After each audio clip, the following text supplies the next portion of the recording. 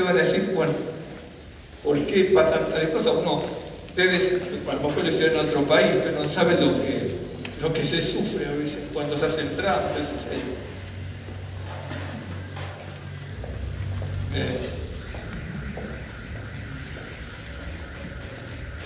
Nos deportan,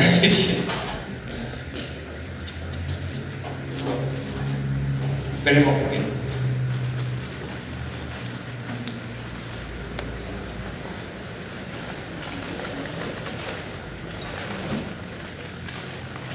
ustedes vieron que nosotros, voy a retomar algo que nosotros veníamos hablando muchos temas a partir del Salmo 23 y a partir del Salmo 23, como cualquier otro pasaje de la Escritura, uno puede, a partir de un determinado pasaje, a través de ese texto, estudiar ese texto y además llevarlo a lo largo de la Escritura para ver que uno puede aprender, que uno puede tener revelación, de lo que uno puede tener revelación y de lo que uno puede ser exhortado, de lo que uno puede ser alentado también, ¿no es cierto?, y descubrir. Y como dice la Escritura, también tesoros escondidos, porque lo dice, ¿no es cierto?, y utiliza una palabra muy precisa cuando habla de tesoros escondidos. Y entonces nosotros veníamos hablando a través del Salmo 23 varios temas. Y entonces, como dentro de unos minutos voy a tomar el tema ese de Pesach Sheni, ¿no es cierto?, y me adelanto un poco y retomo a esto. Vamos a hablar también de lo que veníamos hablando acerca del alma, ¿no es cierto? Ustedes vieron que nosotros habíamos puesto también en la pizarra 5 expresiones o palabras, ¿no es cierto?, como Nefesh, Ruach y Neshama, y también otras que se utilizan en la tradición judía para expresar el libre albedrío y también emociones, etcétera, como Hayá y Ejida. Pero nosotros más nos centramos en Nefesh, Ruach y Neshama, y sobre todo en el Nefesh, que fue lo que nosotros vinimos hablando. A veces en algún caso son intercambiables, en otros no, pero en algunos casos sí pueden ser intercambiables las palabras. Y el significado y la traducción, obviamente. Bueno, entonces, nosotros vamos a hablar un poco de esto de conocer el alma, porque dice, Shub dice, convertirá, transformará, fortalecerá mi alma, ¿no es cierto?, en el Salmo 23. Todas las expresiones que usted traduzca en el Salmo 23 son correctas. Y entonces vamos a hablar un poco de esto, acerca de conocer el alma, porque el alma tiene que ser conocida, tiene que ser restaurada y tiene que ser, a través de esa restauración, programada para hacer cosas, ¿no es cierto? Eso es lo que me faltaban 7, 8 casos, o más, me faltaban más, pero voy a tomar 3 o 4 probablemente en el tiempo, total hasta las 5 tenemos tiempo, así que... Y entonces, más o menos, y entonces, y luego vamos a ver lo de Pesach Sheni. ¿Por qué? La celebración de Pesach, ¿no?, es, en definitiva, la liberación de la esclavitud, pero la liberación de la esclavitud de Misraim, valga la redundancia, porque Misraim también significa eso, en primera instancia estrechez, angostura, opresión, y luego con el tiempo se amplía el significado y ya significa esclavitud, ¿no es cierto? Originalmente no significa esclavitud, entre comillas, pero la Pesach está significando la liberación de la opresión, la liberación de la angustia, la liberación de la esclavitud del cuerpo, del alma y del espíritu. Aunque el pueblo de Israel podía estar en Egipto y muchos mantenían la fe de los ancestros, también se van pegando muchas cosas, ¿no es cierto? Y cuando usted lee, por ejemplo, en el Talmud no lo recuerdo eso, pero en los Midrashim sí, existe la posibilidad de que mucha gente hebrea no hubiera participado del Pesach en la salida de Egipto, a la salida de Egipto, ¿no? Mejor dicho, antes de salir de Egipto. Y obviamente, si alguien no celebraba el Pesach, eso que lo contemplan los Midrashim, o no celebraba el Pesach, o no marcaba la puerta con sangre, los dinteles con sangre, y obviamente no estaba cumpliendo con el mandato del Señor, y obviamente no iba a salir de la esclavitud a la libertad y de muerte a vida. Esa es la realidad. Y entonces lo que Pesach está representando es la liberación, ¿no es cierto?, del cuerpo, del alma y del espíritu, la liberación de la esclavitud directamente, la liberación de la opresión para encaminarse a una nueva vida. Esa es la realidad. Y a veces ni siquiera lo pensamos muy bien eso, porque cuando nosotros celebramos Pesas, no es interesante, no es fácil. Es interesante conocer todos los rudimentos, los mecanismos, tal vez conocer el servicio, la liturgia, ¿no es cierto? Y a veces uno se va en ese sentido con el conocimiento, pero realmente no aprende, no se adentra, no recibe, ¿no es cierto?, lo que está significando ese sacrificio del Cordero. De hecho, que nosotros siempre tomamos como el perdón, ¿no es cierto?, y la liberación, nosotros tomamos siempre el Cordero de Yom Kippur, ¿no es cierto? Sí, lo cual es correcto, pero cuando uno estudia el Tanaj y también estudia los Midrashim, uno se va a dar cuenta que los rabinos tenían otra idea, los rabinos antiguos. En algún Midrashim dicen los rabinos que la sangre del Cordero de Pesach también trae liberación. Así que no es solamente la de Yom Kippur, sino también la de Pesach. A veces el Pesach lo ve en un sentido distinto, ¿no? Pero Pesach está representando eso. Y a veces, bueno, conocemos hasta el servicio, pero no captamos, ¿no? A veces es cierto, a veces le damos cambios, hacemos cambios a las cosas y damos vueltas. Miren, nosotros voy a utilizar la palabra religión. La palabra religión no me asusta para nada. De hecho, que en el judaísmo se usa así.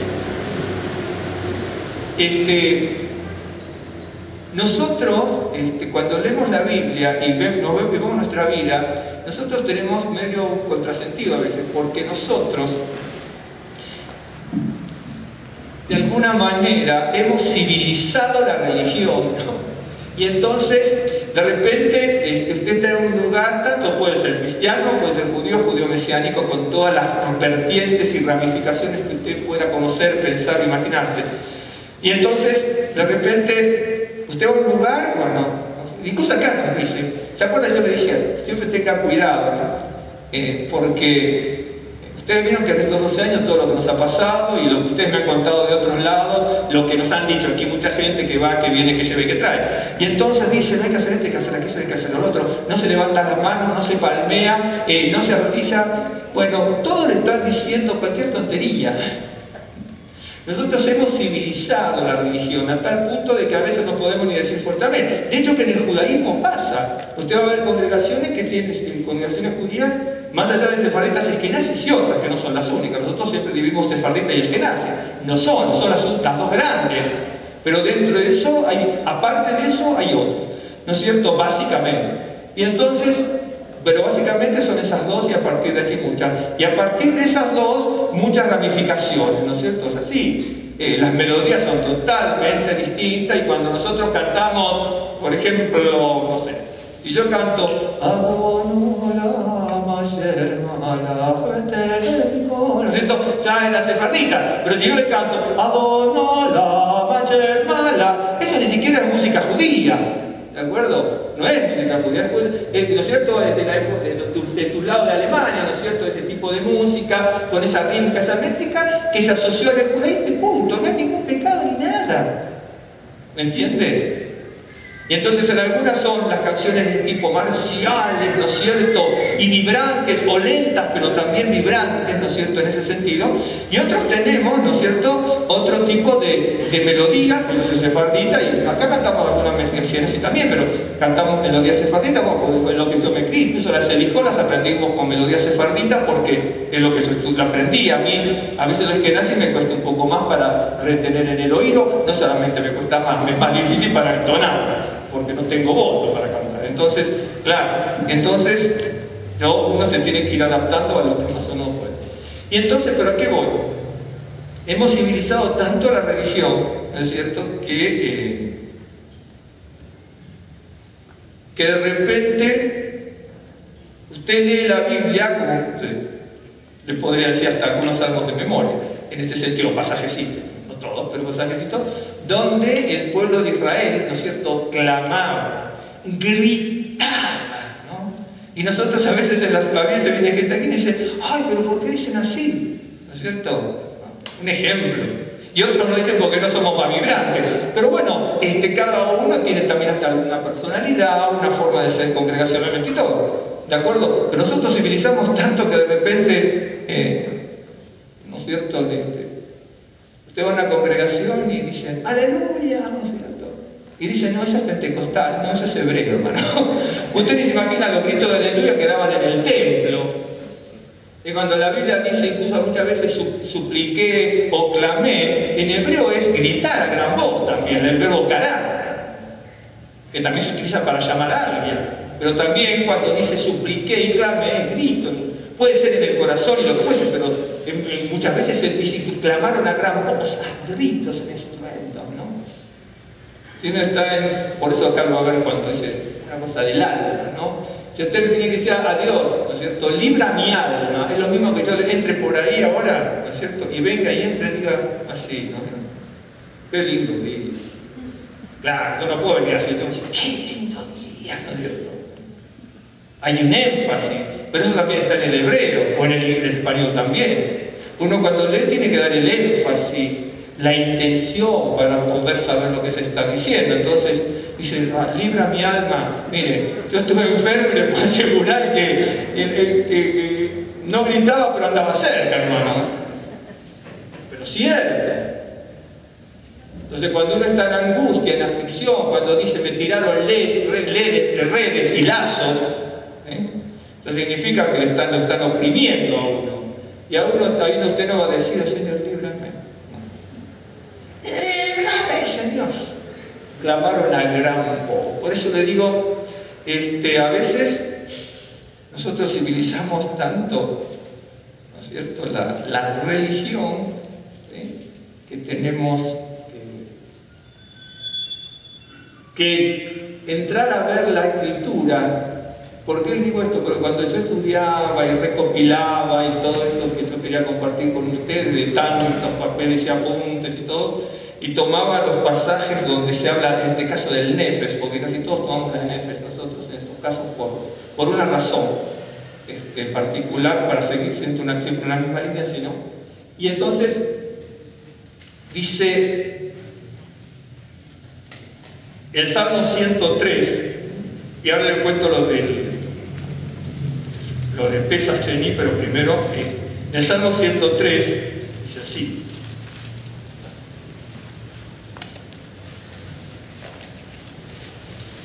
Los salmos el Salmo 103, son maravillosos. Cuando usted los lee, tiene que también estudiarlos, ¿no? Por ejemplo, el Salmo 102 es una oración, ¿no es cierto?, total. El Salmo 102 es, escucha mi oración, no cega aquí mi clamor. Ahí también está.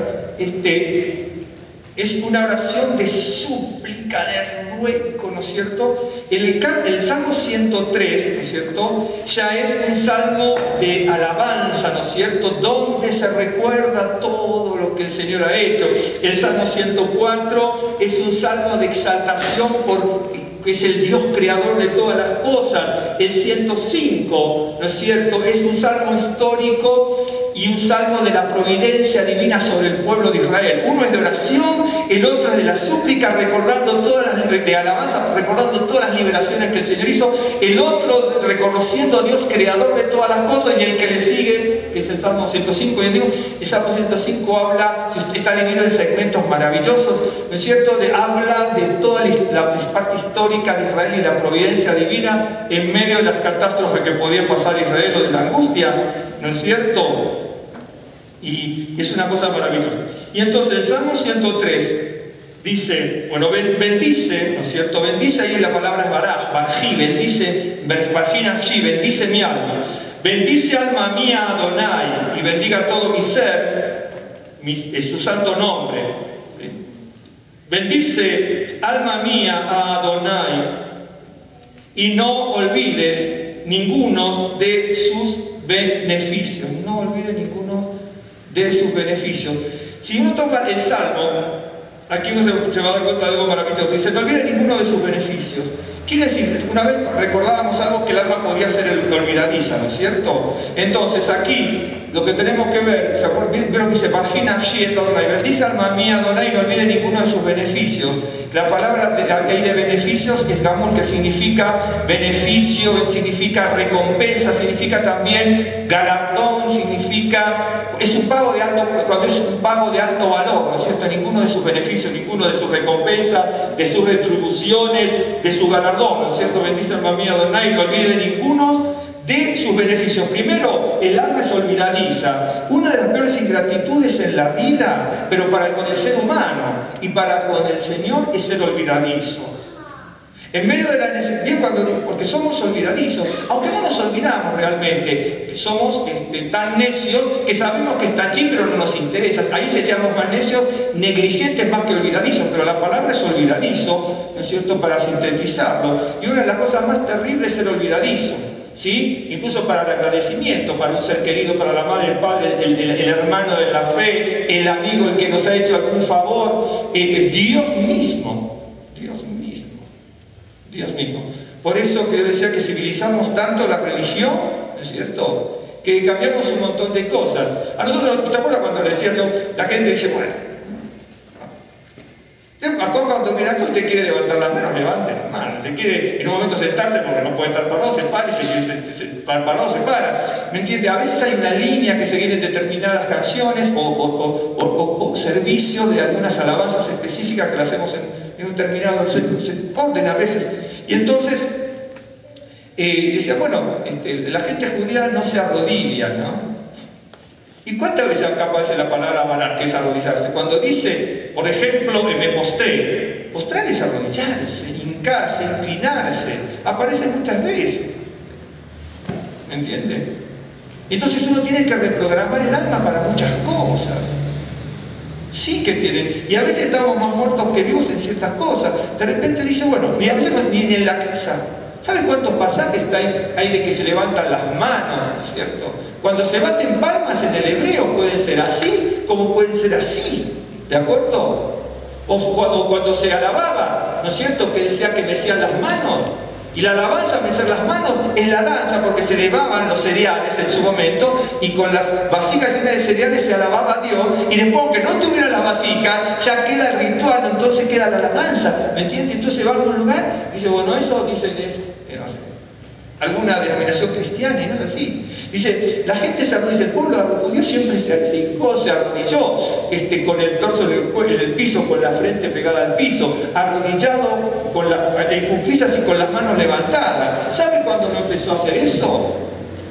A partir del año 200 y pico, más o menos en general, ¿no? Cuando la Iglesia Católica, la incipiente Iglesia Católica, toma los símbolos judíos como el arrodillarse. Entonces, hincarse, arrodillarse, postrarse, era una simbología de la Iglesia, de la incipiente Iglesia Católica. Entonces ya la gente judía no se hincó más. A veces tenemos que reprogramar el alma, ¿no? Dice, no olvide ninguno de sus beneficios, de su recompensa, de sus galardones. No piensen ni siquiera en dinero aquí, ¿no? ¿De acuerdo? Salir de una situación difícil es un beneficio, ¿no? A veces pensamos, hay situaciones de la vida que parece que no se van a solucionar más. Y entonces cuando salimos de una situación es un beneficio que Dios nos da. La gente, todo a veces, por eso civilizamos tanto la religión, que casi todo en la vida estamos viendo en asuntos de dinero. Los tesoros escondidos, ya sabemos que vamos a recibir, no sé, millones de dólares en el banco, y la vida está hablando de otra cosa. Como cuando yo les comentaba, dice, Israel salió con gran riqueza de Egipto, y la gente dice, sí, por lo que el oro que le sacaron a los egipcios. Eso es una ignorancia total, ¿no es cierto? Es una ignorancia total que hace desvirtuar el concepto de la Biblia, nos hace desviar de la atención, y ahí tenemos que reprogramar el alma, ¿sí? Usted se piensa que, pongamos 400 años de esclavitud, 430 como dice Éxodo, y afinando la puntería 210 años desde el nacimiento de Isaac, ¿de acuerdo? No importa cuál pesa más o pesa menos, o las tres, ¿de acuerdo? Porque las tres son escriturales. Bien. ¿Usted cree, vamos 430 años, ¿se acuerda de Ramsés a Sucot? ¿Por qué dice 430 años? Yo le puse la gematría, los números. Pongamos 430 años, 400, pongamos 210, pongamos 20. ¿Usted piensa que años de esclavitud, de opresión sobre un pueblo se subsanan con el oro egipcio? ¿Hay un dinero que pueda pagar la esclavitud? Es decir, a mí me oprimen y entonces me da una indemnización y ya con eso terminó todo. Imagínense que ahora, no sé, la Alemania nazi o la ex Alemania nazi, o alguno que quedaron, o alguno que quede por ahí que no es nazi, dice, bueno, ahora todas las personas que sufrieron, las familias que perdieron, miren, los vamos a indemnizar, ¿no es cierto?, con el oro que captaron los nazis. Entonces quiere decir que el oro que captaron los nazis me mitiga el dolor de 6 millones de judíos. ¿Hay un dinero que pueda cubrir 6 millones de personas judías? No. O sí. No, no lo hay. No lo hay. Por ejemplo, si a mí, ¿no es cierto?, que cuando la televisión dice, sí, porque me insultaron a mi madre, voy a hacerle un juicio por dinero, ¿sí? Ah, quiere decir que la reputación de mi madre vale un juicio de dinero. A mí, si me entiende, tiene un momento que a mí dice, bueno, alguien le dice la reputación de mi esposa, entonces yo, ¿cómo ofendió? Le apareció 5 millones de pesos. Entonces yo cambié la reputación de mi esposa por 5 millones de pesos.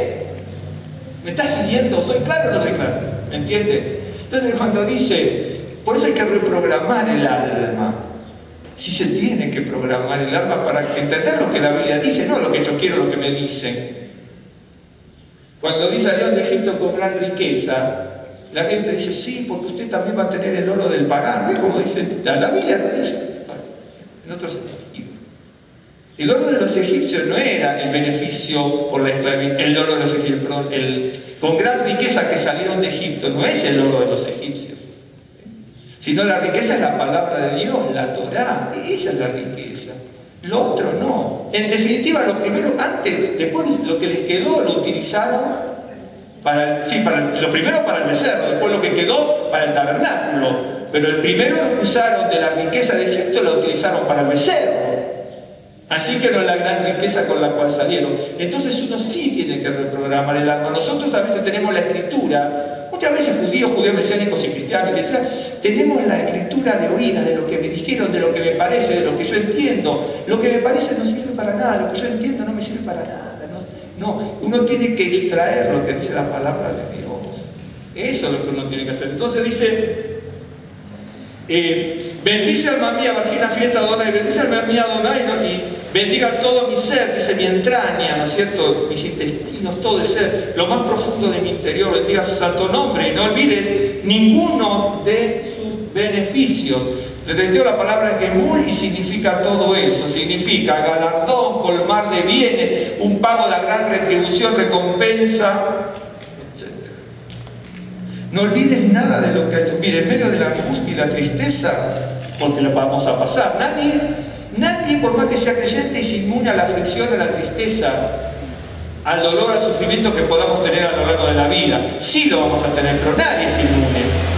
¿No es cierto? Entonces la forma de sostenerse, la forma de fortalecerse, la forma de alentarse, la forma de tener esperanza, por la esperanza que viene de la palabra de Dios, ¿no es cierto? Es no olvidar, no olvides, y no olvides, y no olvides. Mire, normalmente, usted va a ver, la escritura, es cierto, la profecía existe, los profetas profetizaban, sí.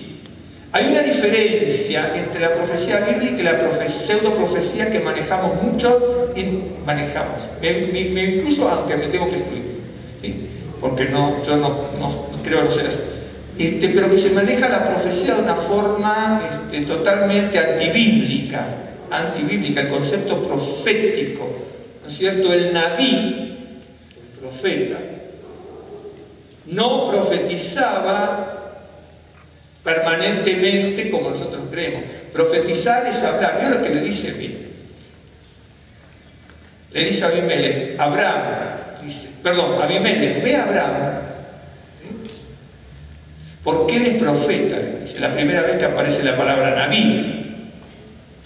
Dice, ve a Abraham porque él es profeta, Naví. Ahora no vamos a hablar de la etimología, pero es Naví, es profeta. Similar el concepto. Dice, y él va a orar por ti y vas a sanar. Hay que decir que el profeta, lo que es el siervo de Dios, el Naví, el que habla, proferir, profeta, hablar, eso es lo que hacía el Naví, hablaba las cosas de Dios. Y la primera vez que aparece la palabra profeta está ligada a la oración, a la tefilá. Y la primera vez que aparece la palabra profeta, Naví en la Biblia, está ligada a la palabra hablar, ¿sí? Pero a la palabra orar, a la palabra tefilá y además a la palabra sanidad. Él va a orar por ti y vas a sanar. Pero hoy la profecía no es eso, ¿no? La profecía es decir, en este momento estoy pensando, una persona que está en el salón que tiene una chamarra así, que me parece, ¿no? Es como son las cosas. Esa es la profecía que se maneja hoy. Pero eso no es la Biblia. Es decir, tenemos que reprogramar el alma para saber lo que dice la Biblia. Dice, no olvide ninguno de sus beneficios. Incluso, fíjese cómo uno tiene que reprogramar, ¿no? Todo lo que uno sabe. Nosotros creemos que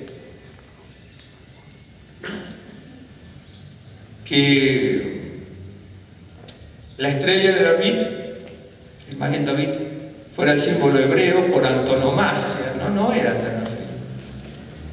Los símbolos hebreos siempre fueron las tablas de la ley, los leones, ¿no es cierto? El león de Judá, ¿sí? Y también la menorá. Y resulta que cuando la Iglesia Católica empieza a poner en los frontispicios de sus edificios y todos los símbolos judíos, el pueblo judío saca como emblema y pone después a lo largo de los años el Maguen David. Pero el Maguen David no fue un símbolo hebreo a nivel nacional identificatorio del pueblo hebreo hasta hace pocos siglos. Mucho menos de lo que usted se imagina. Entonces nosotros tenemos una concepción de las cosas judías y por ende hebreas y por ende bíblicas, ¿no es cierto? Y entonces tenemos que reprogramar nuestro alma y confortará mi alma.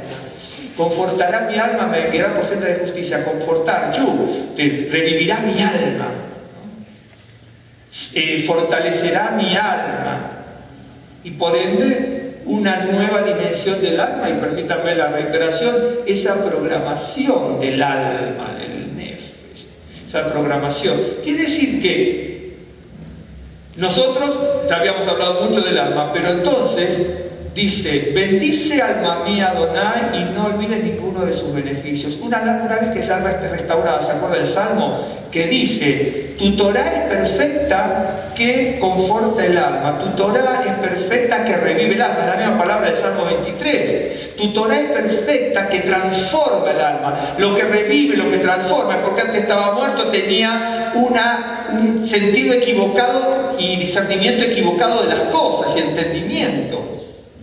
Entonces, yo me daba cuenta, pero en mí mismo, cuántas cosas uno tiene que aprender, ¿no? Y de lo que dice la verdadera palabra de Dios, ¿no? A tal punto que yo pensaba siempre en mi casa, pienso, sí, lo he pensado siempre, hemos compartido, ¿no? Cuando nos dicen, o les dicen, ustedes me han contado, yo lo viví toda mi vida también, ¿no es cierto? En la sinagoga, en la Keilah, nos hace esto, se hace aquello, nos hace lo otro, ¿no? O que, por ejemplo, las personas judías se tienen que vestir de tal manera. Yo les mostré a muchos de ustedes, ¿no es cierto?, las pinturas de Carbonilla de mi bisabuelo, que era ya con Lasse vamos a hacer algo. Pobre Lasse, lo molesto demasiado, ya después no sé si va a seguir viniendo, pero ya lo molesto demasiado. Pero la de Carbonilla de mi bisabuelo, que era rabino en Esmirna. Y usted va a ver que no es el atuendo una colectividad ashkenazí, porque somos turcos nosotros, entonces el atuendo es turco, entonces la vestimenta es turca, entonces uno tiene un estereotipo, pero a veces no es. Es mi percepción, y está bien para que en tal lugar es así, en tal lugar es así, en tal lugar es así, ¿de acuerdo? En algunos lugares las mujeres van de un lado, los hombres del otro, en otros van todos juntos, en otros lugares las mujeres van atrás, en los lugares adelante, en otros lugares las mujeres van a los costados, y los valores al medio. Y eso es tan relativo. No pensemos que en todos los lugares es exactamente igual. Y aunque parezca mentira, todo este tipo de cosas que parecen coloquiales o de alguna manera, que no es así, pero voy a utilizar el término, si me permite, triviales, ¿no es cierto?, no son tan así. No son tan así, porque justamente por eso es que a veces se envenena directamente el alma y vienen las controversias, vienen las contiendas, vienen las divisiones y las separaciones incluso entre las congregaciones, porque hay que hacer así y hay que hacer así. Ustedes vieron también mi foto que yo les traje de la sinagoga donde yo me crié. Bueno, algunos usan el talé así, algunos lo usan en las espaldas, algunos en un momento se lo ponen así, otros no. Y ustedes vieron la foto, por los rabinos, los asistentes, mi compañero, cuando yo les mostré la foto. Entonces es relativo. Yo me mostré incluso los talí que yo tengo de Turquía del año 1870, 1850, un talí de 1860, 1850, ¿no es cierto? No son con las franjas. Unas franjas azules y otras son negras, unas son rusas, las otras son polacas. Antiguamente el talí era totalmente blanco para los sefarditas. Después sí, después ya usamos así. No piensen que los colores, ¿de acuerdo? Entonces, a veces uno tiene que saber ciertas cosas, ¿no es cierto?, en el judaísmo. Desde aquí, con este tema, así de lo que estoy platicando, podía estar hasta la madrugada, ¿verdad?, diciéndole las alteraciones y diferencias que hay. Y a veces son notables y son lógicas.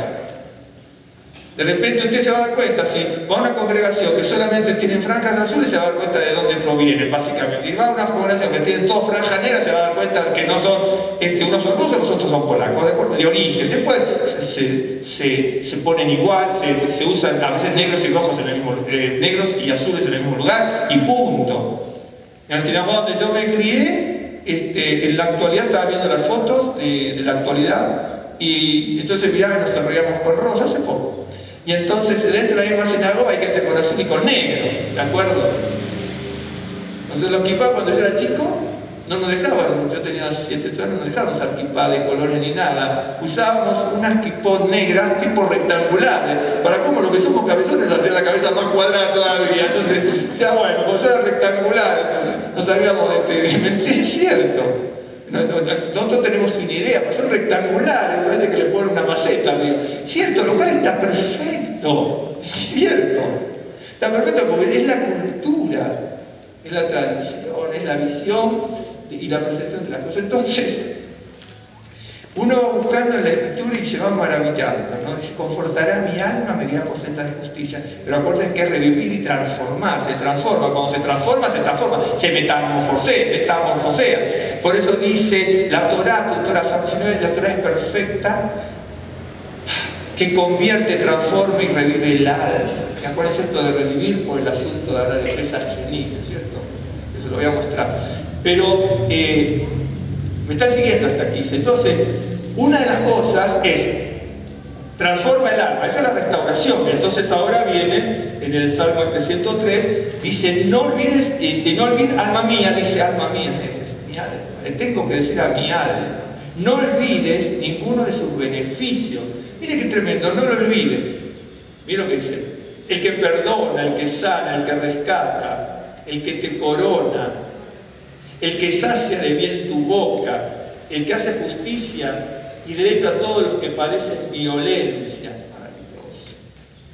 Quiere decir que el Señor aceptó este tipo, son 7 básicamente, y otros conceptos, pero básicamente el que perdona, el que sana, el que te rescata, del 8 tu vida. Qué maravilloso. Y entonces dice, no olvide ninguno de sus beneficios. Nosotros somos olvidadizos. Somos tremendamente olvidadizos. Y eso es una ingratitud tremenda para con el ser humano y también, obviamente, y primero y principal para con el Señor. Entonces, el Salmo 100... Y otra cosa, bueno. No te olvides ninguno de sus beneficios, pero también dice, bendice alma mía Adonai. Quiere decir que yo tengo que programarme para bendecir. La palabra bendecir muchas veces es el verbo, cuando es barjid, el verbo baraj, que porque el verbo baraj, bendecir, también es postrarse, porque baraj, originalmente la palabra baraj es doblar, originalmente la palabra baraj, que también son términos onomatopéyicos, significa esto. Eso es baraj. quebrar la rodilla, ¿de acuerdo? Eso para. Y de ahí, para doblar la rodilla. Entonces, como es doblar la rodilla, después significa postrarse, posternarse, hincarse, inclinarse. Y luego, entonces, viene como concepto, la misma palabra harás, bendecir. Bueno, pero bendecir en el español es decir bien. Pero pues yo puedo decir bien de Dios, pero cuando se refiere a Dios, la palabra varás, que es postrarse, en esa postración queda implícita como segunda acepción el concepto de exaltar, loar, glorificar, alabar. Cuando dice bendice significa eso. Entonces yo tengo que tener mi alma, dice bendice alma mía. Nosotros decimos, a veces leemos como yo le decía, vengo y digo, qué lindo día, ¿no es cierto? Yo tengo una persona enferma, ¿no es cierto? Y vengo aquí, yo no puedo decir, ay, ¿saben, hermano, que tengo una persona enferma, no? No, ahí sí tengo que venir, una persona que está enferma.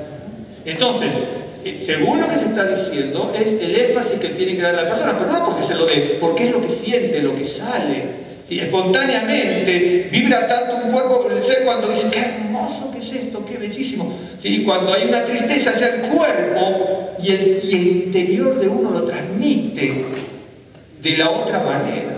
Y entonces cuando dice, bendice alma mía Adonai, yo no puedo estar, uno lo puede leer, pero por lo menos adentro sentirlo de otra manera. Yo no puedo decir, bendice alma mía Adonai. No, bendice, no. Bendice, exalta. Glorifica a Dios. Mire cómo será el ser humano, cómo tiene que programarse, ¿no es cierto? En ese sentido, utilizar este término. Vio, por ejemplo, en el deporte, te hacen un gol, ¿no es cierto? Salen gritando, se agarran la camiseta, se la muestran a todo el mundo, se muestran la playera, salen, brincan con marometas, ¿no es cierto? Entonces, porque están, ¿no es cierto?, exteriorizando un sentimiento de alegría. A mí me parece exagerado. Yo la tengo al fútbol y casi fui profesional y también era igual. No, mentira. No. Casi. Mira, Rosa me vio jugar. Estuvo la última vez, o etapa ya que era medio de pegar. Pero después Dios me corrigió. Me senté tanto que pegué más alto. Es cierto, pero... No, es cierto. Es cierto. Entonces uno va a hacer deporte y grita como loco, ¿no es cierto? Así, uno debe ir a un examen y sale loco de contento, van a la cafetería, brindan con los amigos, le pagan la cuenta al otro, y porque está contento. Entonces, con las cosas de Dios parece que tenemos cierta reticencia a muchas cosas, ¿no es cierto? No sé por qué, pero sí la tenemos. La tenemos y tenemos que, el alma dice, tiene que ser transformada, renovada y confortada, pero transformada, con otra visión de las cosas. Entonces, tiene que ser preparada para bendecir, para exaltar y glorificar. Bien interesante, porque hasta ahora prácticamente no había ningún pedido hasta aquí, de hecho que lo hay, pero él recuerda todo lo que el Señor le brindó. Y yo, por ejemplo, nosotros ahora el 20 de marzo cumplimos 30 años en el Ministerio Judío-Mesiánico, en la organización Judío-Mesiánica, más allá de otra de nuestra vida, como creyentes, por lo menos en el judaísmo. Pero en estos 30 años que tenemos como creyentes hemos visto cosas que, básicamente las oraciones son pedidas para que Dios le dé dinero nada más, ¿no? Para que Dios le dé dinero, y Dios le dé dinero, y Dios le dé dinero, y que tenga, que adquiera, que posea, ¿no? Y como decía Yeshua, ¿no? Eso es una cosa bien rabínica, dice, junta mucho en tu granero y algún día te van a venir a pedir el alma y ahí no sé con qué lo vas a pagar, ¿no? Porque, cierto, eso los rabinos lo manejan mucho. Te fijas cómo van a llenar tu granero de cosas, y entonces después cómo vas a presentar tu alma y ahí te quiero ver, ¿no? Pero bueno, en el Salmo 116, ¿sí?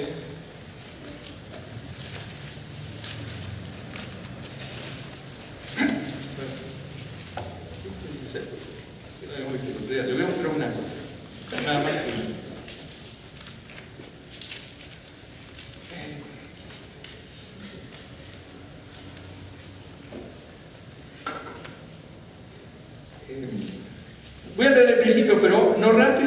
por el tiempo suficiente, ¿sí? Dice, amo a Adonai, pues ha oído mi voz y mis súplicas, ¿sí? Porque ha inclinado a mí su oído, por tanto le invocaré. Acá, por ejemplo, aparece 4 veces la palabra invocar, en el verso 4, en el verso 13, en el verso 17. Y entonces la palabra es cara, que es clamar, gritar, proclamar y también llamar. Es gritar. Bueno, entonces, entre otras cosas. Dice, le invocaré en todos mis días. Una persona que lo lee en español lo entiende. Una persona que lo lee en hebreo, cuando lee cara, a su mente y a su ser interior le aparece clamar, invocar, también suplicar, pero también gritar. Y clamar a gritar. Porque el verbo se utiliza para eso. Por eso le decía que civilizamos tanto, creo que civilizamos tanto la religión nosotros, que le quitamos hasta el énfasis, ¿no? Bueno, entonces, no el énfasis de cómo lo leemos solamente, sino de lo que sentimos. Dice, me rodearon ligaduras de muerte, me encontraron angustias del Seol, angustia y dolor había yo aliado, entonces invoqué el nombre del Señor. Miren, si a nosotros nos agarran ligaduras de muerte, vienen angustias del Seol, no importa ahora lo del Seol, porque alguna vez lo hablamos, y tenemos angustia y dolor, ¿no es cierto? No creo que nosotros digamos, bueno, a ver Señor, ahora te clamo un poquitito a ver cómo me sacas de esto. Porque por mucho menos nosotros, como yo les decía, cuando tenemos una bendición, salimos locos de contento, ¿no es cierto? Cuando tenemos alguna prueba, nos queremos morir. Esa es la verdad. Porque a veces lo contamos desde el lado filosófico, cuando le pasa a otro. Pero cuando le pasa a cada uno, ahí la cosa cambia. Y si el alma no está fortalecida, alentada, restaurada, ¿sí? Y el propósito es bendecir al Señor y no olvidar, ¿no es cierto?, ninguno de sus beneficios. Siempre recuerda, esto no me voy a olvidar. Entonces el profeta tenía ese propósito, una cosa que se me fue. Entonces, si usted se fija en la Biblia, en los momentos que nosotros podemos pensar de profecía, ¿sabe lo que siempre dice? Lo dice un montón de veces. Recuerda. Le dice, Señor, pasó tal cosa. Además dice, recuerda que yo te saqué de Egipto.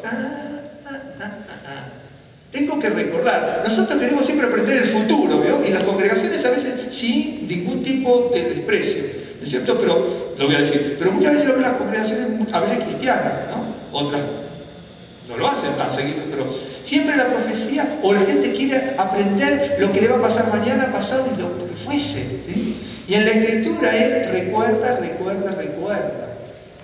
Cuando el profeta profetizaba, sí tenía revelaciones de un momento hacia el futuro, pero cuando usted se fija, las profecías son muy distintas a lo que nos imaginamos.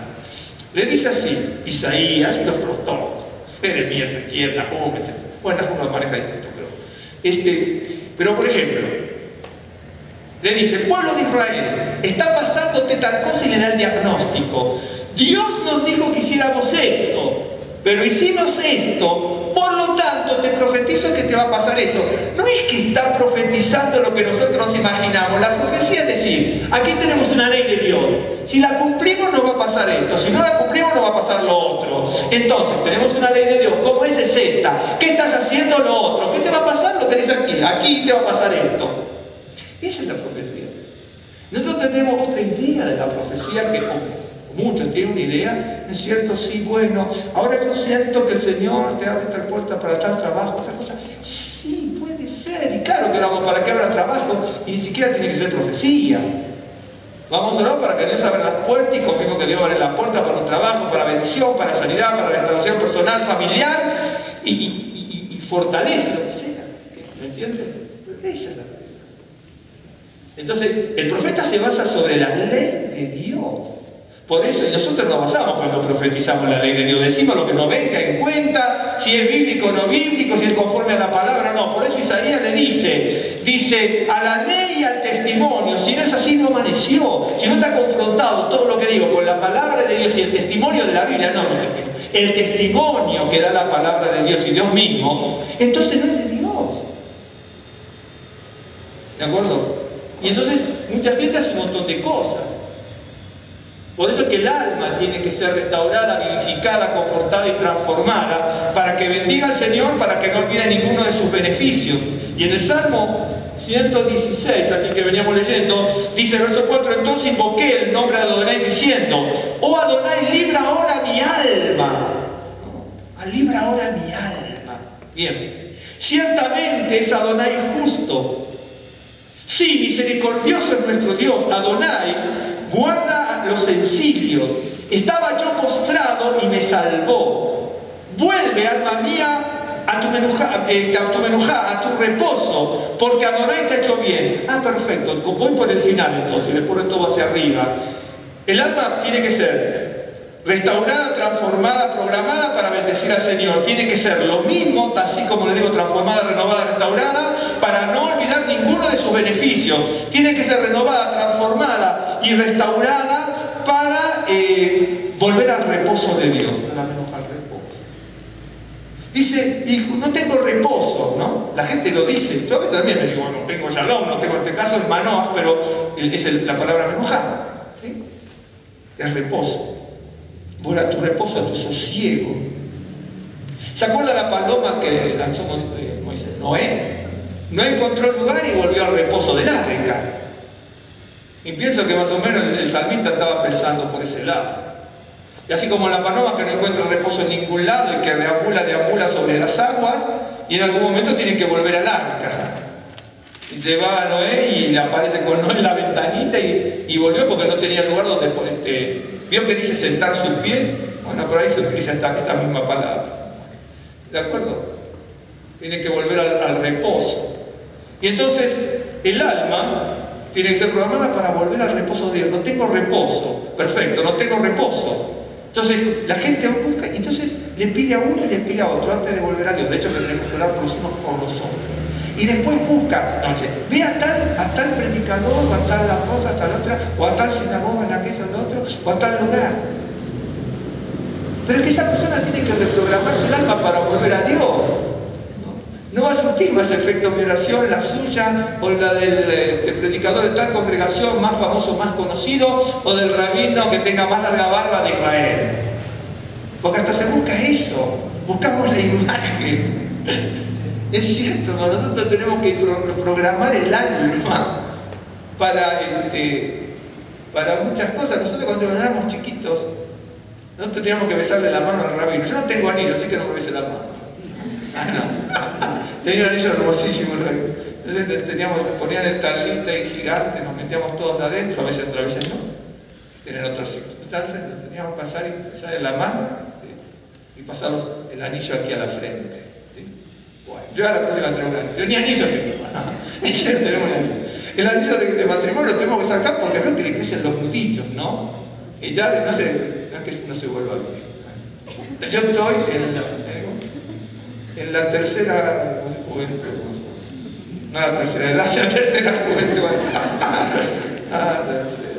Y entonces los nudillos se hacen más gruesos, entonces no nos salía. Entonces con jabón, día, si no teníamos que cortarlo, y algo para que no nos corten. Entonces nos lo sacamos, bueno, dijimos, compraremos otro. Pues sí, no lo podemos poner porque ya se engrosan las articulaciones un poquito.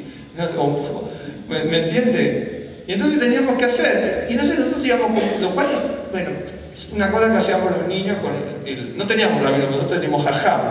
Entonces hacíamos eso.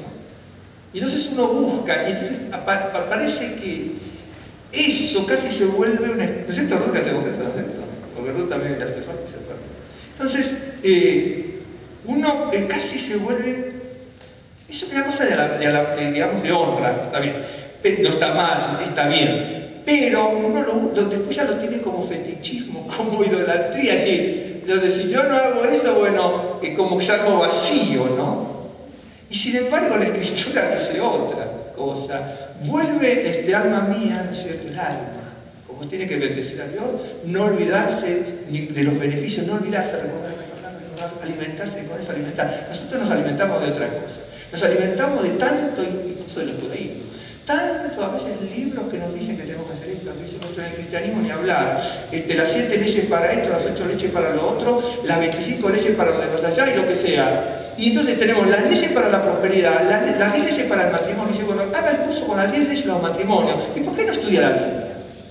Ahí tiene la ley para el matrimonio. Y ahí tiene la ley para la prosperidad. Ahí tiene... Entonces, pero usted compra los libros, usted se va a la librería, las 7 leyes para esto, las 7 leyes para escoger a la novia. Pues, si no se enamora, ¿qué va a escoger a la novia o al novio? Claro, que es una inversión la cosa. Bueno, en otro sentido sí, pero es cierto, hermano. Y así compramos un montón de libros, tanto el cristianismo como el judaísmo. Entonces, no digo, yo aprendo también. Ustedes los que han venido acá, se pueden venir cuando quiera cualquiera, ¿sí? Con toda libertad. Y entonces, usted va a ver, nosotros también tenemos una tonelada de libros, por lo menos para nuestro presupuesto es una tonelada de libros. Y somos ávidos de leer y ávidos de estudiar, y vivimos aprendiendo y no vamos a morir estudiando. Claro que es bueno. Pero yo no cifro mi esperanza, yo tengo libros y digo, ah, qué bien, esto me sirve porque esto no lo había entendido así, y entonces lo analizo. Pero la gente busca, ¿no es cierto? Van los libros, las 7 leyes para esto, las 8. Pasa a la librería, hay un montón de esas leyes.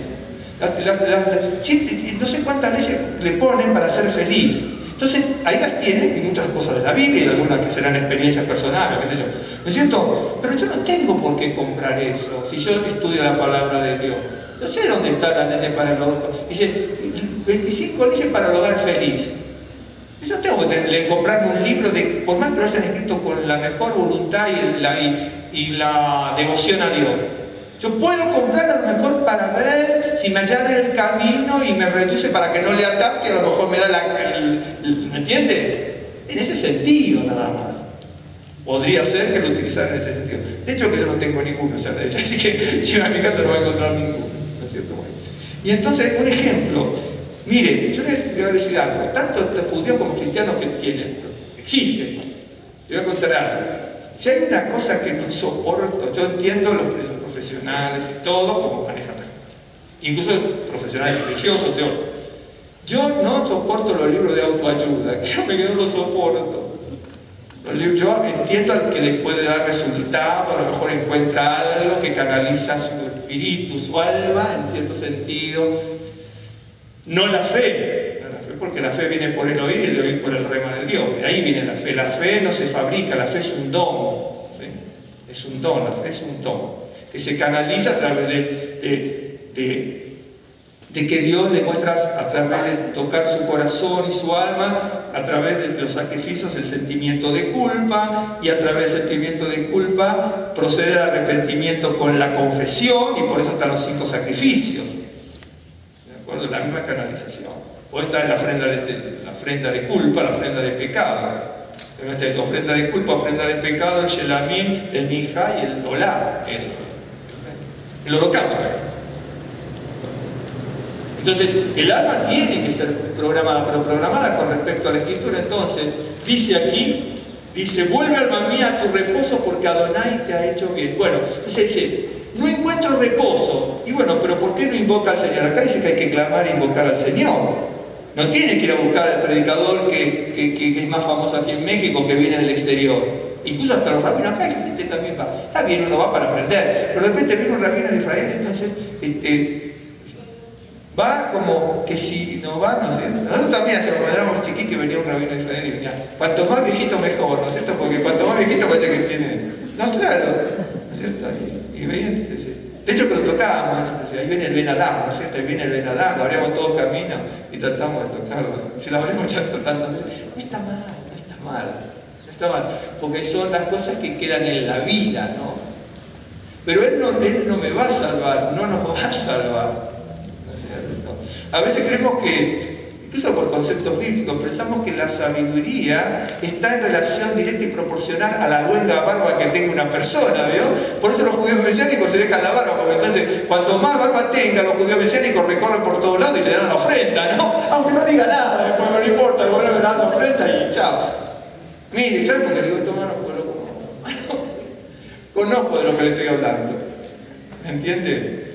Pero Dios no nos llamó, y todo lo que digo es en serio, era más en serio, es cierto, aunque en realidad lo estoy diciendo en serio. Dios no nos llamó a hacer perder el tiempo a la gente, no nos llamó a informar, nos llamó a formar. Informar informa a cualquiera, formar no. No nos llamó a conocer ciertas cosas por la curiosidad de aprender. Nos llamó a aprender la sustancia de lo que es la palabra de Dios para que cada uno pueda crecer, madurar y tener la salvación del alma. ¿No es cierto?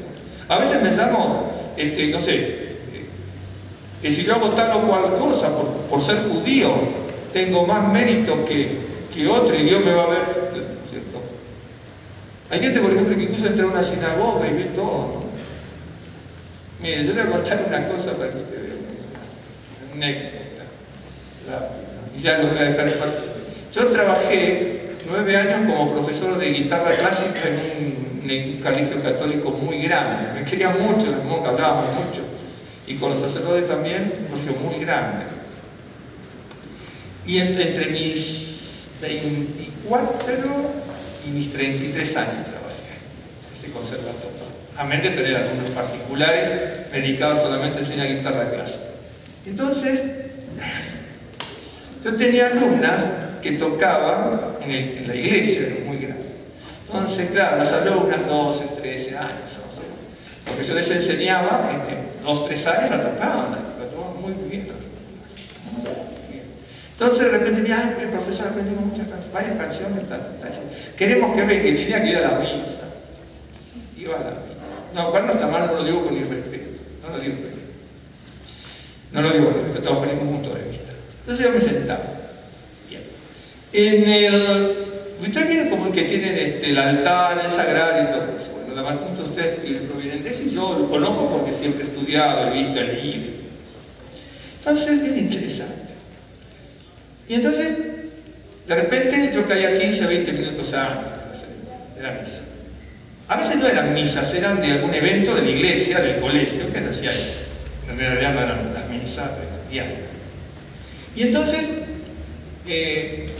había poquita gente al principio. Yo me sentaba siempre en el final, pero no por nada, sino conocía a mucha gente que eran las madres de los alumnos que yo tenía. Y entonces me sentaba, entonces miraba y observaba que las ambicionarias, las monjas que pasaban de un lado para el otro acomodando toda la reunión.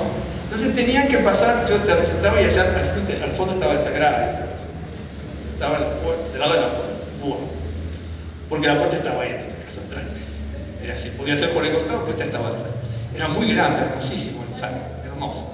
Entonces, como salón, aparte tenía el sagrario. Entonces, como había gente, entonces las personas pasaban, los monjes pasaban de un lado a otro acomodando, pero había gente, entonces pasaban para aquel lado, se ponían de frente a la derecha, sin cámara. Pero tenía que pasar por los micrófonos para acomodar esto, para acomodar otro, los ramos de flores, los jarrones, esto, pasaban 20 veces y si pasaban 20 se hincaban 30 más o menos, lo cual está bien, no digo, pero está bien, está siguiendo. Pero ¿qué pasa? Yo trabajaba días de semana, entonces yo por ahí transitaba muchas veces por distintas razones y estaban las puertas abiertas laterales que daba al colegio. Bueno, y también estaba el mismo sagrario. Pero la monja, ¿no es cierto?, las hermanas, o quien sea, como quieran llamar, ¿no es cierto?, pasaban 20 veces, pero ninguna se hincaba porque no había público.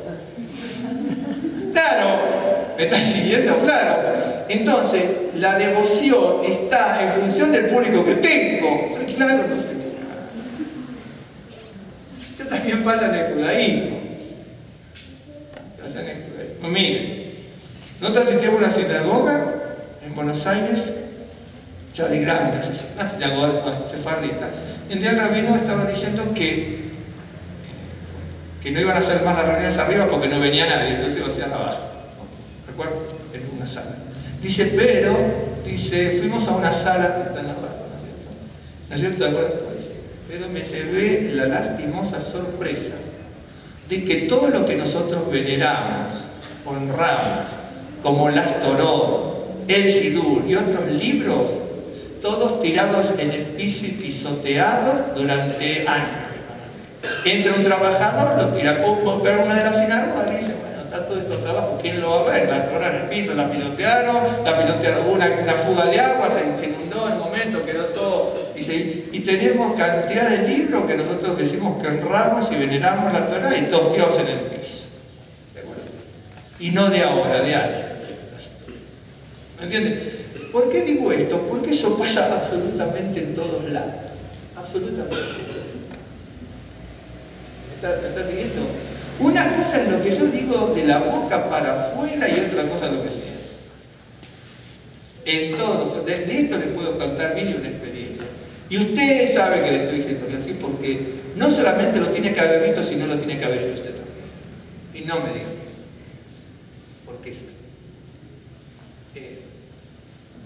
Por eso dice, bendice alma mía, tengo que programar para bendecirme, tengo que programar para no olvidar ninguno de esos beneficios, me tengo que programar, dice, para que mi alma vuelva al reposo de Dios.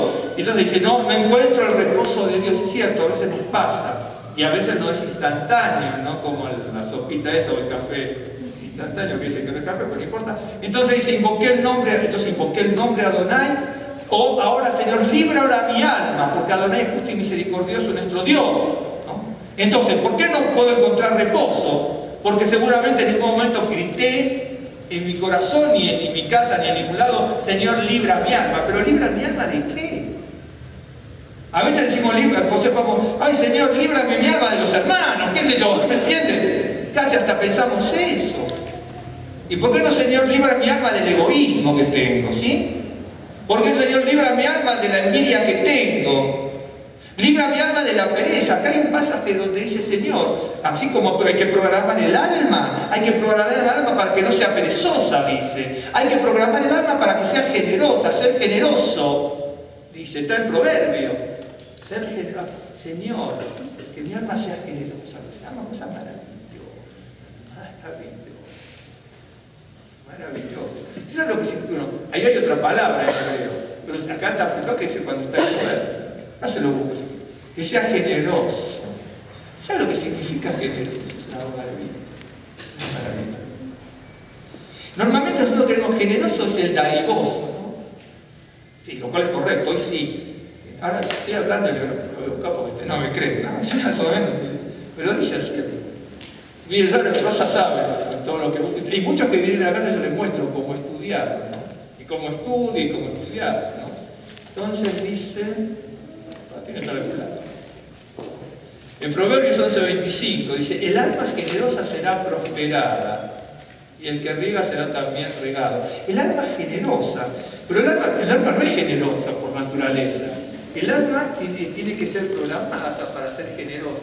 No importa la palabra en hebreo, porque tenemos la palabra generosa y no la... Entonces que la palabra, nosotros decimos la palabra generoso, a mí me gustan mucho las etimologías, tanto hebrea, o la que sea, o griega latina. La palabra generoso, nosotros la conocemos como dadivoso, lo cual no está mal, pero no es. La palabra generoso es dadivoso, no sé, será 100 y pico de años como máximo, creo. La palabra generosos, en realidad no fue originalmente dadivoso. La palabra generoso significaba siempre una persona noble, una persona, por ejemplo, algo que es noble. Por ejemplo, se le decía, este es un vino generoso. ¿Vio que ahora también se dice así? Entonces, ¿pero qué? El vino que me dice, si es generoso, ¿qué me da? Borrachera, bueno, vamos a suponer. O por lo menos a veces tomo vino tinto y dice que me aligera las arterias. El vino me dijo, toma un poquito de vino. Pero ustedes saben, los que me conocen saben que yo no puedo tomar alcohol, pero del nacimiento. Porque no, yo no puedo tomar alcohol porque no tengo algo que no pueda recibir el alcohol. Yo tomo así y empiezo a decir tonterías. Bueno, siempre digo tonterías. Con el vino ni se imagina. Entonces, claro. Y entonces, no puedo tomar alcohol. Personalmente yo no puedo tomar. Nunca puedo tomar. Porque no puedo. Pero dice, esto es un vino, ¿veo que es un vino generoso? ¿Por qué? Porque es un vino noble. La palabra generoso originalmente no es dadivoso, el que da. La palabra generoso es algo noble. Y entonces, de ahí viene generoso, viene de gen, lo que genera, la palabra gen, G-N-E-N, gen, lo que genera. Y como es gen, genera, ¿no es cierto? Es estirpe, familia. ¿Sí? ¿Estás siguiendo? Y de ahí, bueno, entonces de ahí viene el dadivoso, ¿de acuerdo? Pero dice que el alma tiene que ser generosa. Supongamos que puede ser noble, pero ahí no es noble. El alma generosa es el alma altruista, el alma noble, por supuesto, porque es dadivosa.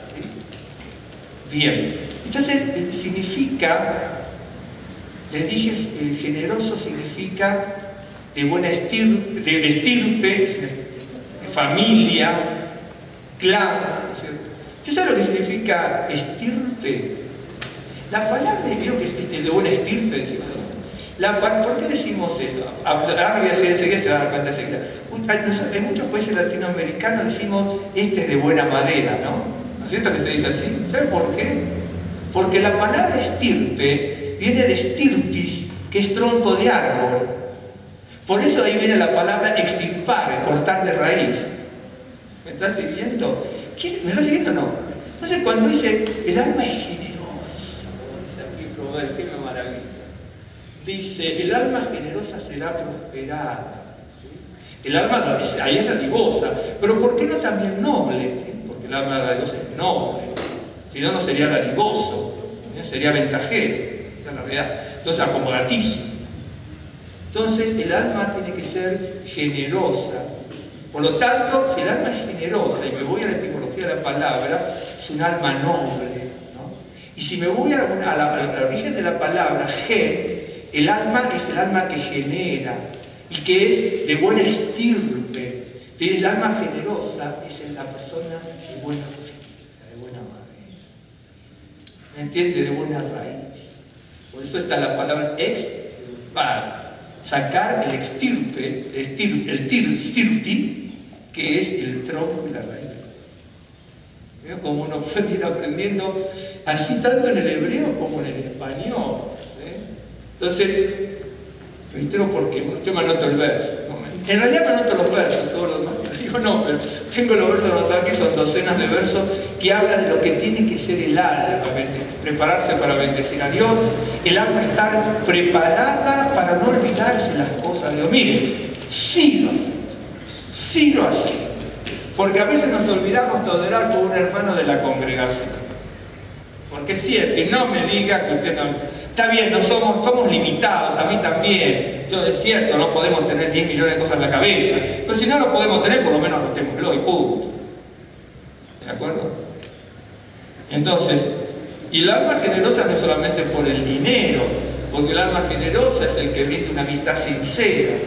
¿Se acuerdan del poema que una vez les dije, ¿no? Que me gusta tanto? Ese dice: tiende tu mano al vecino, ¿no? ¿Se acuerdan ustedes? Porque sí, por elegancia, que no todo sea ganancia a lo largo del camino, que harás con atesorar y ser opulento en bienes, si entre tus bienes no tienes el don supremo de dar. ¿De acuerdo? Entonces, sí, el alma tiene que estar preparada, y eso es un don, ¿sí? Para dar, pero no dinero. Dinero, bueno, también, sí. No, para dar, para brindar. Vi a aquellas personas que, cierto, cada uno tiene su forma de ser, yo también tengo la mía, y a lo mejor a ustedes no les gusta, ¿sí? Pero el alma tiene que ser, la persona tiene que ser, cada uno tiene sus cosas, pero más allá de eso, la persona tiene que ser afable, tiene que ser respetuosa, tiene que ser considerada, tiene que ser atenta, pero en general en la vida es así. Y entonces, dice, vuelve mi alma, eso de generoso después se lo sigo fijando, está bien interesante, después le podemos hablar en hebreo y todo. Pero dice generosa, tiene que ser generosa. Y generoso es eso. Después es dadivoso. Y dadivoso es una palabra también. Decimos, ¿qué es dadivoso? Dadivoso viene de la palabra dar, y ahí viene de davitum, ¿no es cierto? Que era un regalo que se hacía en determinada época del año, en la antigua Roma, ¿no es cierto? Era un regalo, viene interesante, ¿no? Eso que se daba muchas veces en principio de año. Se daba el regalo, el davitum se daba, ¿no? ¿Sabe cómo se llama ese regalo? ¿Se llama ese regalo? No sé, capaz que saben ustedes mucho más que yo de esto, pero esa es la palabra estrena. ¿Sabe lo que significa estrena? Estrenar algo. porque el regalo de principio de año es lo que se estrena por primera vez. Y nosotros estrenar cuando usamos una ropa por primera vez, o sea, un lugar, ¿no es cierto? Y era el estrena. Y ahí se daba el David. Es interesante. Y de ahí vino el dadivoso, y el otro lado es generoso, ¿no? Y todos hablan de eso, y si usted lo analiza en el es exactamente lo mismo. Entonces el alma tiene que tener eso. Por eso dice el poema, que es un poema, pero maravilloso, que harás con atesorar y ser opulento en bienes si entre tus bienes no tienes el don supremo de dar. Esa es la realidad. Y entonces el alma, reitero, tiene que ser programada, y usa la palabra esa, restaurada, transformada, pero creo que se puede entender, ya que todos saben computación, menos la verdad, no sé nada. Y entonces dice, vuelve alma mía a tu reposo. No encuentro reposo, tengo que ir a tal congregación. Ve a tal congregación, porque esa persona sabrá, esos son los que... Eso tal cosa, ve a tal, en la sinagoga. En la sinagoga va a tener que ir porque tiene que ir a algún lugar, si quiere ser creyente. En la sinagoga judeo-mesiánica, una iglesia, si alguno, Dios se lo revela que tiene que ser ahí, con una doctrina que Dios le permita, ¿sí? Allí. Pero en realidad yo no voy a buscar eso para que mi alma vuelva al reposo. Para que mi alma vuelva al reposo, mi alma. Y le digo, vuelve alma mía al reposo de Dios. ¿Cómo hago que vuelva? Tengo que invocar al Señor. No tengo que invocar un hombre, ni buscar una teología, un dogma, una doctrina. El que sabe más, que me explique más lo recóndito de tal cosa. No, esos son mecanismos. Son mecanismos. Y lo que tenemos que aprender, dice, entonces, libra mi alma, ¿no? Clemente es Adonai justo. Sí, misericordioso es nuestro Dios. Adonai guarda los sencillos. Estaba yo postrado y me salvó. La palabra sencillo es la palabra peti. La palabra sencillo se puede utilizar también en otro sentido como ingenuo y también la persona que no entiende nada. Pero es así. Pero aquí no está en ese sentido, pero no en el sentido que nosotros le podemos dar. La persona sencilla puede ser la persona, porque es la palabra peti, tiene esa variable de interpretación. Entonces la persona sencilla es una persona que incluso puede ser manipulada o que la pueden desviar de cualquier cosa, ¿sí? ¿De acuerdo? Pero veo lo que dice aquí, el Señor lo guarda. Que si que hay una persona sencilla, usted no entiende esto, aquello, lo otro. ¿Usted sabe cuántas cosas no entiendo? Usted se asustaría de la cosa que yo no entiendo. Si de repente dice, ay, el pastor sabe todo, el rabino, aquel rabino sabe, nadie sabe todo. No. Hay millones de cosas que no sabemos. Millones de cosas que no sabemos. Muchas cosas, incluso de la escritura. ¿De acuerdo? Y entonces el Señor guarda a ese peti, a ese sencillo, que puede ser ingenuo, ignorante, ¿no es cierto? Incluso hasta tonto, porque también se puede traducir, así como tonto. Pero tiene distintas variables la expresión. La primera acepción, segunda acepción, tercera acepción, y la escritura es así. En algunos casos la palabra peti significa tonto, en otros sencillo. Pero entonces dice, al sencillo, al que puede ser manipulado, al que no entiende y puede ser captado, el Señor lo guarda. ¿No? Pero porque también ese clamó al Señor. Dice, estaba yo postrado y me salvó. La palabra postrado aquí es otra, no importa lo cual, pero también se puede traducir, era yo humilde y me salvó. ¿Por qué? Porque la palabra postrado es un sentido físico, pero también en el alma. Pero la palabra humilde viene humus, tierra, cuando me tiro al piso, humus, humilde, de ahí viene la palabra humilde. Entonces el postrado es que está en la tierra. Entonces estaba yo postrado, ¿sí? Entonces alguna persona puede sentir, pero estaba postrado de incapacitado, estaba postrado y no necesariamente así la palabra postrado, porque se puede entender de posternado, pero es la palabra aquí que también significa humilde. Era yo humilde, por eso es el sencillo que Dios guarda. Y por eso dice, alma mía, vuelve a tu reposo. El alma es alma sencilla, el alma humilde. No el alma engreída, ni soberbia, ni petulante, ni arrogante, ni lo que fuese. Sino el alma sencilla. Bien, ¿me está siguiendo hasta aquí? Entonces, Ya continuaremos. Tengo nada más que como 40 versos más de esto del alma, más o menos en este sentido de cómo programarla. Y entonces le voy a mostrar algo antes que usted se va a comer los espaguetis. No sé qué va a comer, no sé ni nosotros, vamos a ver algo, gracias a Dios. Miren, hay una cosa, mi abuela, mi papá también, pero mi abuela paterna, la que era la mamá de la hija del rey. Entonces, ella se levantaba en la cama. Lo primero que decía, obviamente en latín, decía, bendito Dios, ¿no? Bendito Dios. Bueno, primero, aparte de hacer sus oraciones con su cofia blanca. Entonces, esto por ejemplo nos enseñaba a orar, ¿no? Para la comida, pero era muy simple. Cuando éramos chiquitos, él oraba más que nosotros cuando éramos chiquitos. Pero eso nos enseñaba a orar, mi abuela nos sentaba, nos tomaba de la mano a mi hermana y a mí, que me llevó un año. Y entonces, bendito Dios, gracias por el pan de cada día y por la fuerza que le diste a papito para trabajar. Esa es la oración que nos enseñó mi abuela. No me lo voy a dar, no. Era larguísima, no, pero mire a qué esto voy. Mire cómo nosotros a veces civilizamos también la religión. Nos enseñó eso. ¿Usted vio cómo este hombre oró? Lo que dijo, libra mi alma, no dijo nada más. En serio, dijo nada más, libra mi alma. Y ahí se entienden muchas cosas, libra mi alma. De la angustia, de la opresión, de las frustraciones que tengo, de los fracasos que me siguen hasta ahora y no sé cómo sacármelo de encima. ¿Sí? Del resentimiento que tengo, libra mi alma de los rencores que tengo contra alguien. ¿Sí? Libra mi alma. Y entonces, volviendo a Pesaj y ya terminamos, ¿no? Pero en el libro, usted sabe de Pesaj, algunos pasajes que hay, pero en el libro de Números, le prometo 15 minutos más y nada más. ¿Sí? Esta es promesa. Es así. Pero presta atención, ¿sí? Voy a ser sintético, que podríamos hablar mucho, pero en relación a lo que tenemos. Pesaj es la liberación del alma, pero el alma también tiene que estar programada para clamar a Dios.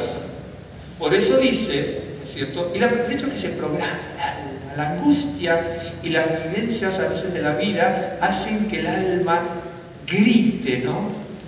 Entonces, ¿se acuerdan cuando Dios le dice a Moisés, el Señor le dice, bien oído el clamor de mi pueblo y su clamor ha llegado hasta mí? Ha subido hasta mí, ese que escuchó, ese clamor del alma que quiere la liberación. En realidad Dios salva, Dios es el que dirige todas las cosas, pero Dios no puede salvar al que no quiere salvarse. Escucha el clamor del que se quiere salvar, pero Dios no lo obliga a que uno se salve. Dios le propone, y es la realidad. ¿Sí? Entonces, Dios no puede salvar al que no quiere salvarse.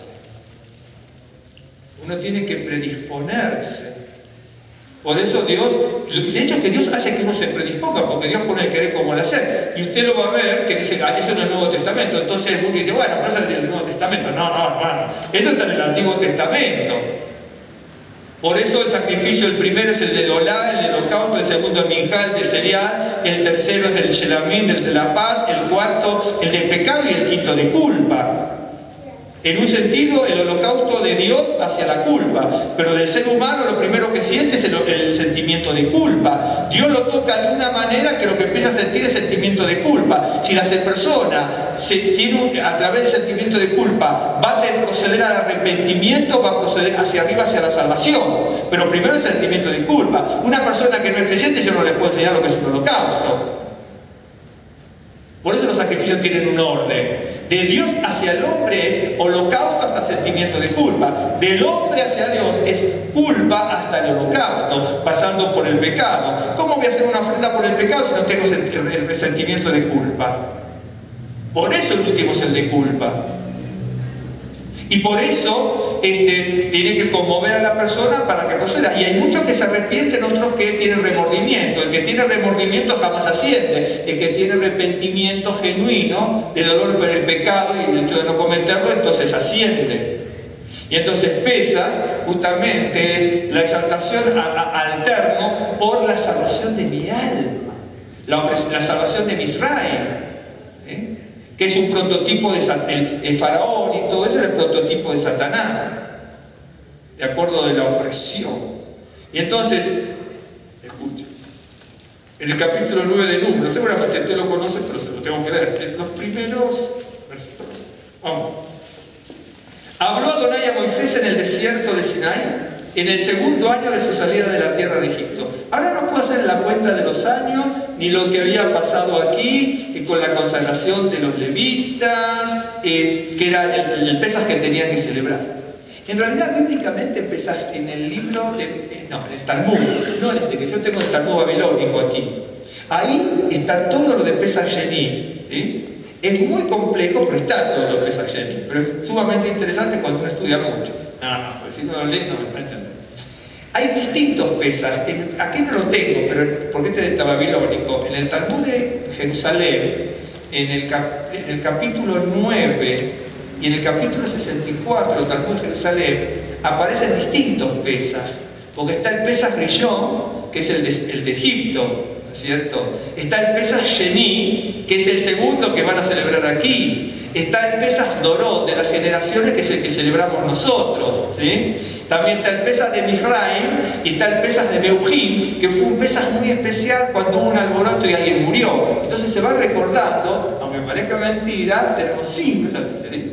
Para que vea que no todo es a veces como nosotros nos imaginamos. Ese no está aquí bien, porque este es el babilónico. Yo el Jerusalén no lo tengo, pero en el babilónico, en el Jerusalén, en el capítulo 9 y en el capítulo 64, le narra, ¿no es cierto?, del Pesaj Rishon, el Dorot, el Sheni, el Dorot, el Misraim, el Dorot y el Meuhim, que es el Pesaj de la apretujada, estar apretado o de estar aplastado, ¿sí? Pero para que usted vea, entonces, aquí hay una época del año y hay gente que viene que había tocado muertos. Ahora, ¿quién podía ser los muertos? Porque en definitiva, incluso Moisés fue el que sacó los huesos de José, según cuenta el Midrash. Pero también mueren los hijos de Leví, los hijos de Aarón. O sea, alguien puede ser, el Talmud ahí lo maneja, si son los muertos cualquiera o estos. Ahora, esta gente no podía celebrar Pesaj, pero usted no sé, a ver, para que vea. Usted sabe que en el judaísmo tenemos la Hebrá Kadishá, ¿no es cierto?, que es la sociedad santa, por así decirlo, se traduce así, que es muy loable, muy notable, porque trata tanto a los deudos como al muerto de una forma muy especial, muy pura, muy sana. Entonces, y luego están las personas que atienden todo eso. Eso en el judaísmo es una cosa extremadamente noble. Pero ocurre que dice que las personas que estaban así no pueden celebrar Pesaj. Entonces, bien, van unas personas que son de Israel, líderes, algunos líderes que manejaban eso, le dicen a Moisés: estamos en esta condición. Ahora agrego yo porque hay que leer entre líneas. Pero si nosotros estamos haciendo lo más noble que se puede hacer y que se nos encomendó, no nos prive de celebrar Pesaj.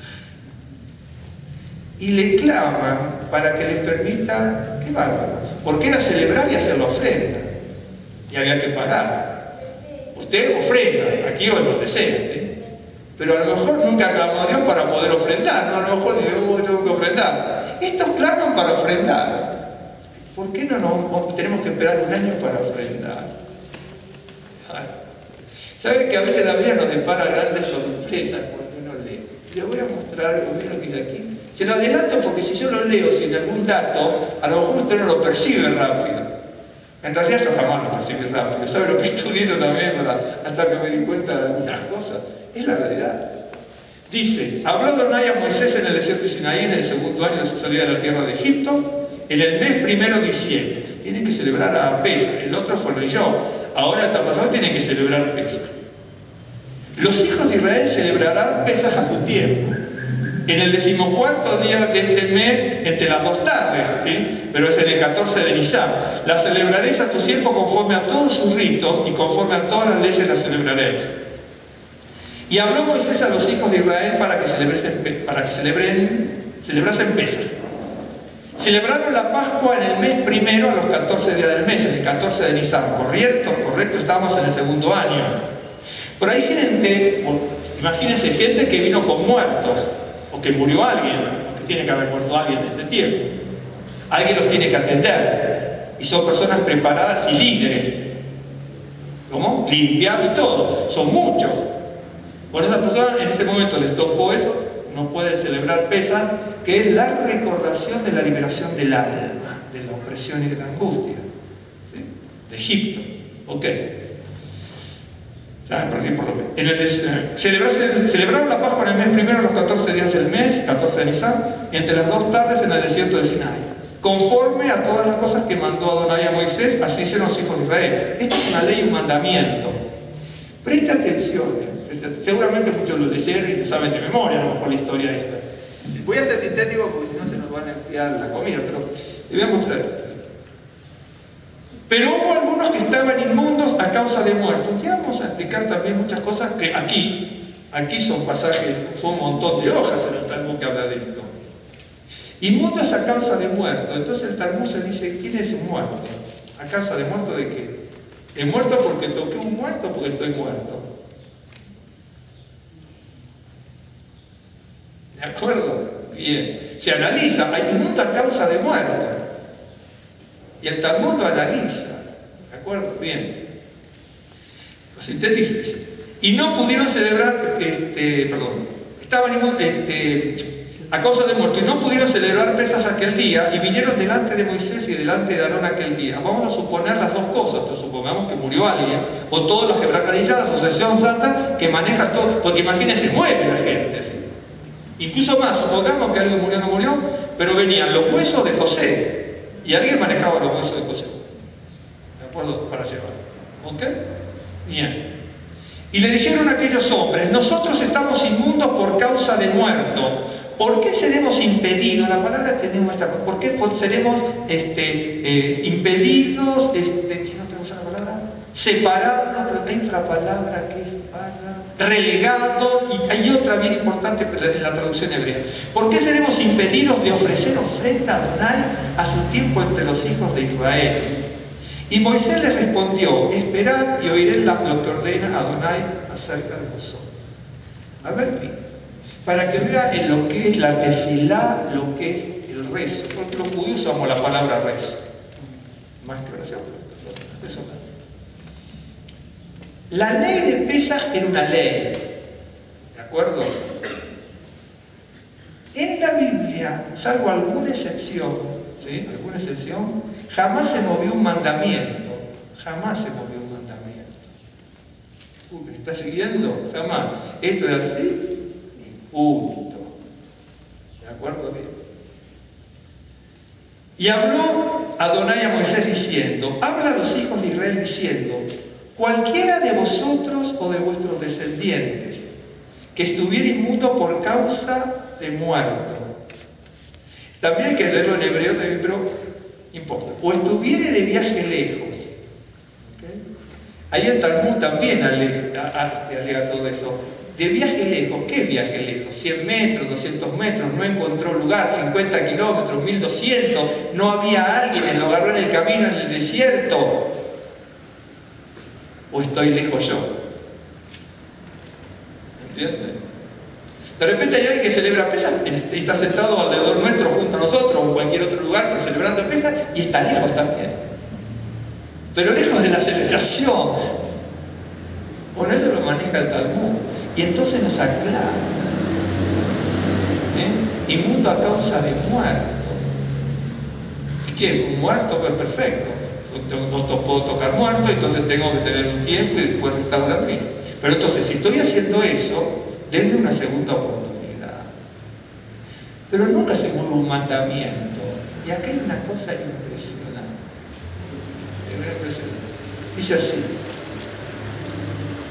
por causa de muerto o estuviere lejos, de viaje lejos, celebrará Pesaj Adonai en el segundo mes, a los 14 días del mes. Sería el día que ahora estamos Nisan, Nisan y Iyar Sivan, pero cuando llamó. Pero Iyar, que es el segundo mes, en el día 14, que va a caer 24, esperemos estar bien. Todo esto para que sepan que yo quiero celebrar. Es cierto, aunque estemos tres, lo bueno, esperemos estar bien de salud. Nosotros lo lamentamos, estuvimos en casa, estuvimos con Cintia ese día, ¿te acuerdas, Cintia? El primer día. Y entonces, bueno, no, pero me sonrío, pero es así, estamos hablando concretamente, ¿no? Entonces dice, presta atención: entre las 2 tardes la celebraréis, con panes sin levadura y hierbas amargas lo comerá. Bueno, no dejará del animal sacrificado por la mañana igual, ni quebrantará huesos de él, conforme a todos los ritos de Pesaj lo celebrará. Mas el que estuviere limpio y no estuviere de viaje, si dejare de celebrar Pesaj, a tal persona será cortada, excomulgada del pueblo. Por cuanto no ofrece a su tiempo la ofrenda de Adonai, el tal hombre llevará su pecado. Y si morare con vosotros extranjero, y celebrar el Pesaj Adonai conforme al rito de la Pascua, lo celebrará, conforme a sus leyes la celebrará. Un mismo rito tendréis tanto el extranjero como el natural del país. Ya para ir podemos ampliar, pero yo por eso venía con el alma. El alma tiene que ser programada para saber bendecir a Dios, para buscar bendecir a Dios, para no olvidar todo lo que Él ha hecho. El alma tiene que ser programada para ser altruista, generosa, dadivosa. El alma tiene que ser celebrada, tiene que ser programada para volver al reposo de Dios. Y entonces, el Pesaj es la liberación del cuerpo, del alma y del espíritu de la opresión enemiga, en este caso de Egipto, que habla del pecado, de la opresión, todo lo que es ajeno a la voluntad de Dios. Entonces, la gente sale y sabe que hay algunos, ¿no es cierto?, que no pudieron celebrar o no podrán celebrar. Han tocado cadáver o están muertos en un sentido espiritual, porque los rabinos antiguos manejan la parte histórica, la parte también espiritual. Y los que están lejos, ¿pero lejos de qué? ¿Lejos de dónde? ¿De quiénes? ¿No es cierto? Pero entonces aquí también me aclara, ¿no es cierto?, alguna otra cosa más. Y entonces, allí en el Talmud aclara, dice, bueno, supongamos que pasó cuando hubo una persona, por ejemplo, que no pudo celebrar Pesaj porque, conforme al rito, no ofrendó, porque no había cumplido su bar mitzvah, por ejemplo, ¿no? Pero lo cumple entre el primero y el segundo, entonces celebra el segundo.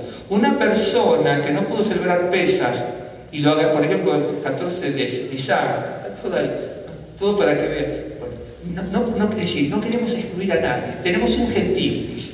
Un gentil que se convirtió al judaísmo, por ejemplo, 5 días después de Pesaj, ¿sí? Entonces lo celebra el segundo. Mira, hasta eso tiene en cuenta. Para mí, siempre dicen que los judíos gentiles, hasta los rabinos tenían en cuenta eso. Hasta el convertido que pasó Pesaj y quiere celebrarlo ya en el segundo. Bueno, ahora rápidamente, usted sabe, cuando usted lee todos los sacrificios y las ofrendas que hay en el Tanaj, ¿sí? No hay ninguno que se haya cambiado, jamás, ninguno. Y sin embargo, en Pesaj, el Señor modificó la ley. ¿Y sabe por qué modificó la ley? Porque hubo alguien que le clamó a Dios: no seamos excluidos para ofrendarte a ti. Mire el valor de la oración. Es decir, es cierto, ¿tocamos muertos o estamos muertos? ¿Estamos lejos y no encontramos de celebrar o estamos lejos en el alma? Pero dame una segunda oportunidad. Veo que a veces uno lee números, aquí números, y la ley se le pasa de largo, Créanme que estoy sintetizando lo más que puedo, pero para que vean, se le pasa de largo. Y le dice, nosotros no queremos ser excluidos ni de la bendición de participar de las celebraciones del Eterno. ¿Vieron cuando a veces uno decimos, bueno, ¿para qué voy a orar si Dios ya lo sabe?